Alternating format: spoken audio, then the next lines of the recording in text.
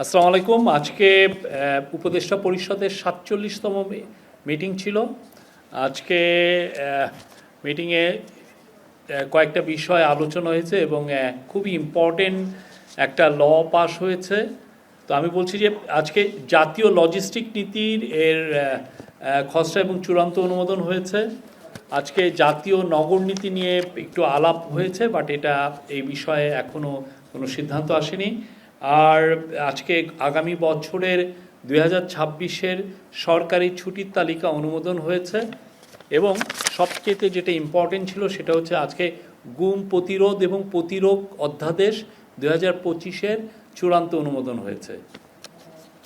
আমি গুম সম্পর্কে আগে প্রথমে বলি, এটা খুবই ইম্পর্টেন্ট একটা ল। আপনি জানেন যে শেখ হাসিনার সময় বাংলাদেশে হাজার হাজার ছেলে মেয়ে গুম হয়েছে। তার মধ্যে গুম বিষয়ক যেটা কমিশন করা হয়েছে সেখানে কমপ্লেন্টের সংখ্যা প্রায় 2000 এবং ওই গুম কমিশনে যারা 5 জন যারা কমিশনের মেম্বার আছেন তারা তাদের রিপোর্টে বারবার বলছেন যে এটার সংখ্যা 4000-এর উপরে হবে, বিকজ যারা এসে তাদের কাছে রিপোর্ট করছেন গুমের, এইটার সংখ্যা দেখা যাচ্ছে যে তারা বলছেন যে তাদের যেই সমস্ত নাম ওরা বলছেন তাতে এটা স্পষ্ট যে এদের সংখ্যা 4000-এর উপরে হবে।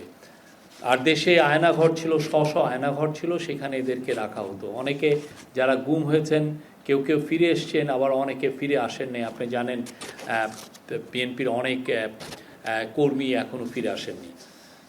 তো এই গুমের উপরে আজকে গুম প্রতিরোধ এবং প্রতিকারের জন্য একটা ল, এটা অনেকদিন এটা নিয়ে যথেষ্ট ডিবেট হয়েছে, হওয়ার পর আজকে এটা চূড়ান্তভাবে অনুমোদন হয়েছে। এই অধ্যাদেশে গুমকে সংজ্ঞায়নের পাশাপাশি চলমান অপরাধ মানে কন্টিনিউম অফেন্স হিসাবে বিবেচনা করে মৃত্যুদণ্ডসহ কঠোর শাস্তির বিধান রাখা হয়েছে। 1, 2, গোপন আটক কেন্দ্র স্থাপন, আয়নাঘর যেগুলো আয়নাঘর নামে পরিচিত, স্থাপন ব্যবহারকে শাস্তিযোগ্য অপরাধ হিসেবে ঘোষণা করা হয়েছে। মানে আপনি স্থাপন এবং এটা ব্যবহারকে শাস্তিযোগ্য অপরাধ হিসাবে ঘোষণা করা হয়েছে।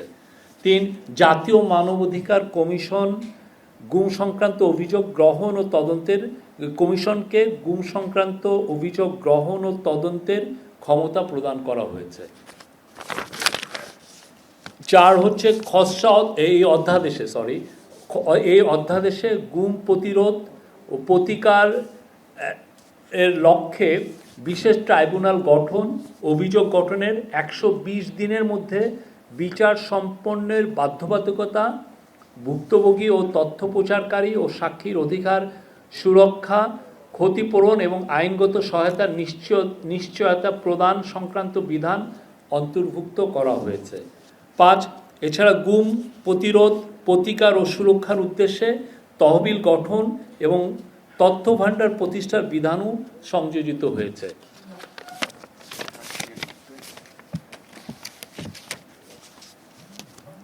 আর আপনি জানেন যে এই গুম সংক্রান্ত একটা ইন্টারন্যাশনাল কনভেনশন আছে, যেটার নাম হচ্ছে international convention for the protection of all persons from enforced disappearance. এটা বাংলাদেশ গত বছর 29শে আগস্ট উপদেষ্টা পরিষদ এটার অ্যাপ্রুভ করেছেন এবং বাংলাদেশ এটার অংশীদার হয়েছে। এই অংশীদারের এই পুরো লটা এই কনভেনশনকে ফলো করে আমরা ওইটাকে স্ট্যান্ডার্ড মেনে আমরা এই লটা, এই অধ্যাদেশটা তৈরি করা হয়েছে। আর এই অধ্যাদেশের উক্ত কনভেনশনের আলোকে এবং সংবিধানের সংরক্ষিত জীবন ও ব্যক্তি স্বাধীনতার অধিকার কার্য করার উদ্দেশ্যে গুম প্রতিরোধ, প্রতিরক্ষা ও প্রতিরক্ষার জন্যই এই আইনটাকে করা হয়েছে, প্রণয়ন করা হয়েছে। এই ছিল এটা নিয়ে আপনি গত 30শে অক্টোবর এটা নিয়ে যথেষ্ট ডিবেট হয়। তারপরে অনেকগুলো বিষয় আসে, সেগুলো এই গত এক সপ্তাহে এটাকে ইনকর্পোরেট করে আজকে এটাকে ফাইনাল ক্যাবিনেটে আসে এবং এই ক্যাবিনেট প্রফেসর মোহাম্মদ ইউনূসের নেতৃত্বে এটাকে আজকে এটা অ্যাপ্রুভ করেছেন। এটা বাংলাদেশের একটা ঐতিহাসিক ল। এর ফলে বাংলাদেশে আর কোনো ফ্যাসিস্ট গভর্নমেন্ট এসে দেশে গুমের রাজত্ব চালাতে পারবে না এবং দেশের কোনো আয়নাঘর তৈরি হবে না। আর এছাড়া আজকে লজিস্টিক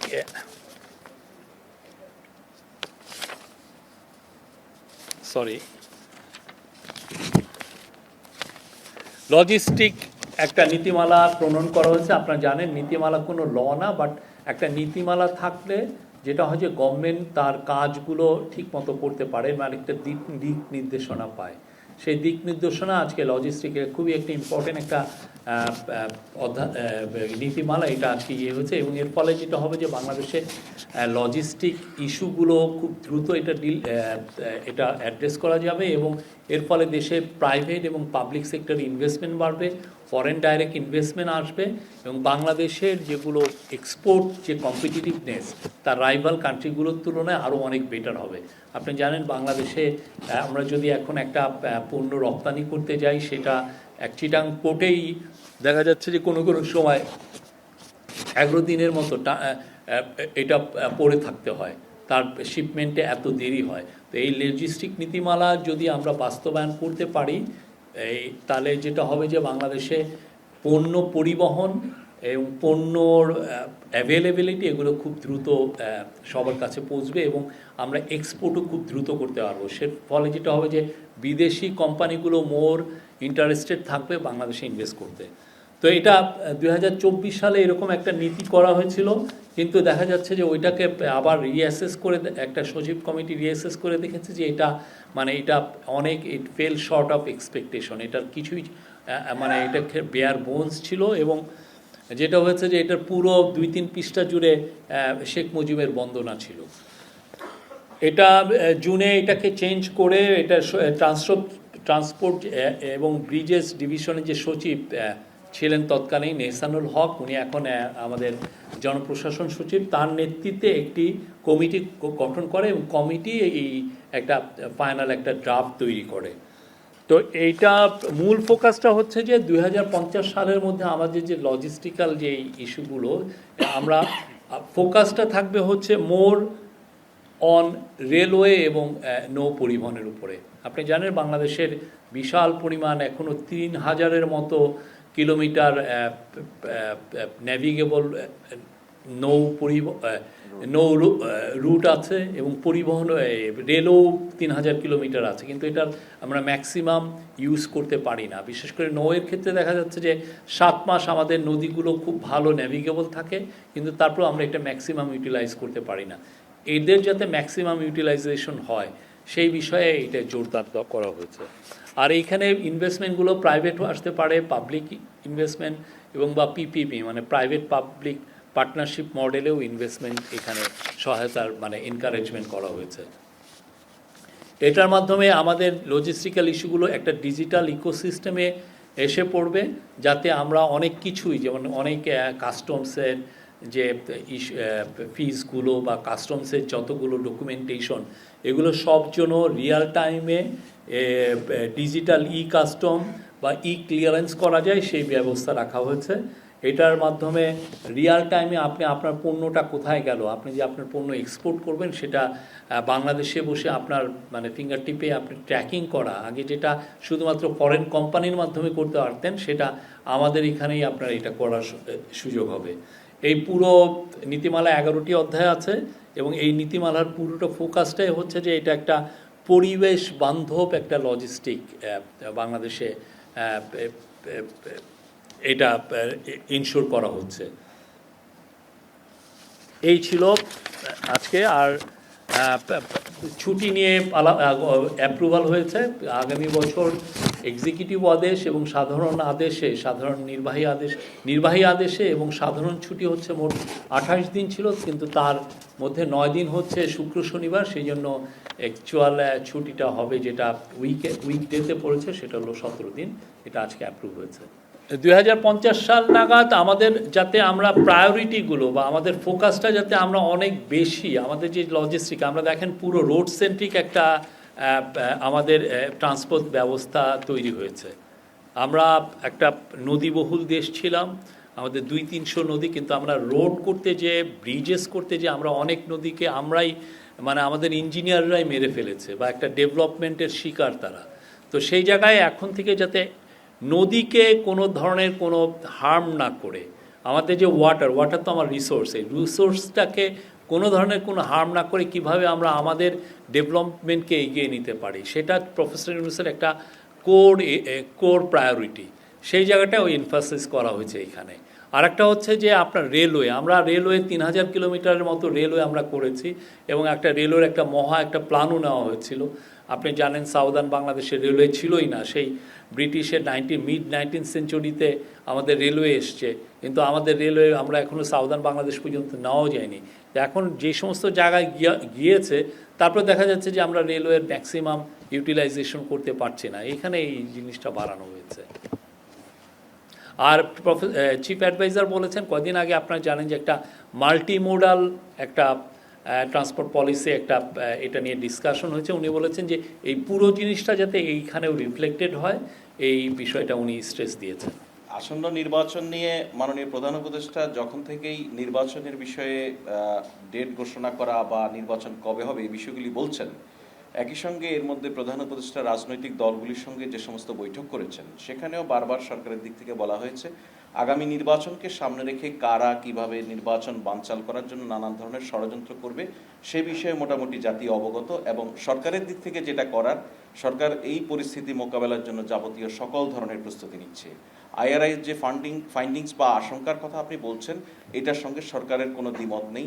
সরকারও এই সমস্ত বিষয়ে অবগত রয়েছে এবং সে বিষয়ে সক্রিয়ভাবেই যে সমস্ত প্রস্তুতি নেওয়া দরকার সেগুলি নিচ্ছে। এটা আনঅফিসিয়ালি কিছু তো ডিসকাশন হচ্ছে, আমরা তাদের জন্য তো একটা 7টা দিন তাদেরকে বলা হয়েছে। এখন যদি পলিটিক্যাল পার্টিগুলো যদি কোনো ডিসিশন না নেন তাহলে তো আমরা আগেই যে আমাদের ল অ্যাডভাইজার তো বলেছিলেন যে সেক্ষেত্রে ইন্টারিম গভর্নমেন্ট নিজে একটা ডিসিশন নেবে, আর এই কী ডিসিশন হবে সেই বিষয়েও এখন প্রস্তুতিমূলক অনেক মিটিং হচ্ছে। বাট আমরা আশা করব পলিটিক্যাল পার্টিগুলো তারা নিজেরাই এই পুরো বিষয়গুলো একটা ডিসিশনে আসবেন এবং আমরা জাতি যাতে খুব দ্রুতই নির্বাচনী ক্যাম্পেইনে নির্বাচনের যেই স্টেজ তৈরি হয়েছে সেখানে যেন পুরো জাতি এখন নির্বাচনের জন্য অধীর আগ্রহে আছে। আমরা এটা এখন সনদের ভিতরে মানে এই 8টা দলের স্মারকলিপির ভিতরে কি আছে এই স্মারকলিপিটা পড়ে দেখিনি। আমরা বলেছি সর্বোচ্চ শাস্তি মৃত্যুদণ্ড। এখন প্রত্যেকটা তো ধরে আমি বলতে পারবো না, বাট এখানে গুমের সাথে জড়িত এটার সর্বোচ্চ এই বিষয়ে কেউ যদি কনভিক্টেড হন তাহলে সেক্ষেত্রে সর্বোচ্চ শাস্তি মৃত্যুদণ্ড। এটা আইন মন্ত্রণালয় আপনাদেরকে খসড়াটা দিবেন ক্ষতিপূরণ দেওয়ার জন্য। এটা একটা তহবিল যে করা হয়েছে এই বিষয়ে, আর এটার বিষয়ে আরও আপনাকে বলতে পারবে এই আইন মন্ত্রণালয়। আর প্রথম প্রশ্নটা আপনি কি বলছিলেন? তদন্ত করবে জাতীয় মানবাধিকার, এটা জাতীয় মানবাধিকার কমিশন এটা তদন্ত করবে, তাদের উপরেই এইটা ন্যস্ত করা হয়েছে, এদের উপর ন্যস্ত করা হয়েছে।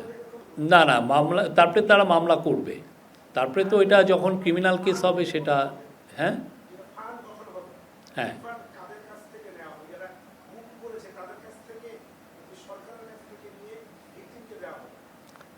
এটা আপনি জিজ্ঞেস করতে পারবেন, এটা নীতিমালায় আরও পরিষ্কার হবে। আমার মনে হয় এটা গভর্নমেন্টই এই ফান্ডে টাকাটা দিবে। আমরা এরকম যে তারা যে তাদের কোঅপারেশন পাচ্ছেন না সেই বিষয়টা আমরা অতটা অবগত না। আমরা যেটা জানি যে আমরা যথেষ্ট অনেকেই কোঅপারেট করছেন এবং তার রিফ্লেকশন আমরা তাদের যে 2টা রিপোর্ট যেটা তারা অলরেডি পাবলিশ করেছেন সেখানে কিন্তু এটা রিফ্লেকশন দেখা যাচ্ছে। পুরো জিনিসটাই খতিয়ে দেখছে আইন শৃঙ্খলা প্রতিষ্ঠান, এগুলো বিষয়ের জন্য ডেডিকেটেড সংস্থা আছে, তারা এটা দেখছে। এটা অবশ্যই এটা তারা তাদের আর্জেন্টলি এগুলো দেখছেন, এই বিষয়গুলো সিরিয়াসলি দেখছেন। আবার আমি পড়ে শোনাই, অধ্যাদেশে গুম প্রতিরোধ, প্রতিকার ও সুরক্ষার লক্ষ্যে বিশেষ ট্রাইব্যুনাল গঠন, অভিযোগ গঠনের 120 দিনের মধ্যে বিচার সম্পন্নের বাধ্যবাধকতা ভুক্তভোগী তথ্য প্রচারকারী ও সাক্ষীর অধিকার সুরক্ষা, ক্ষতিপূরণ এবং আইনগত সহায়তার নিশ্চয়তা প্রদান সংক্রান্ত বিধান অন্তর্ভুক্ত করা হয়েছে। এটা কোর্ট ডিসাইড করবে এটা 120 দিনে সম্ভব কিনা, বাট আমরা যেটা মনে করি এর ফলে বাংলাদেশে আর আমাদের ফিউচার জেনারেশন আর ইনশাল্লাহ কোনো গুম দেখবে না। বাংলাদেশে এই রকম এর চেয়ে বড় crime, it's a crime against humanity, এটা আর কেউ রিপিট করবে না, আমরা এটাই আশা করি। এটা একটা ঐতিহাসিক একটা অধ্যাদেশ এবং এটা আমাদের মানে এই যে পুরো শেখ হাসিনার যে পুরো 15 বছরে যারা গুমের শিকার হয়েছেন তাদের যে ক্যাম্পেইন, মায়ের ডাক ক্যাম্পেইন করেছেন, তাদের এই ক্যাম্পেইনের এইটা ফসল। পুরো হিউম্যান রাইটস গ্রুপগুলো যারা এটা নিয়ে কাজ করেছেন তারা এটা নিয়ে অনেক বছর ধরে লেগেছিলেন। Thank you.